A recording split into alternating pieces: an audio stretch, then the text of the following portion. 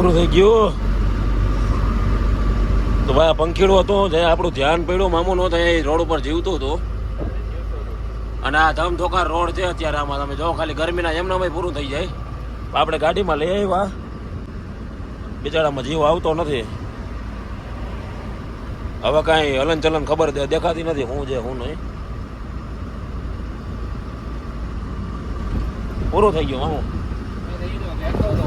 ત્યાં તો બેઠું તો રોડ ઉપર પછી પગોતું મારી ગયું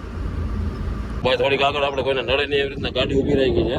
અને એના પ્રાણ પંખીડા વયા ગયા છે આપણે ક્યાંક આમાં દફન વિધિ કરી નાખીએ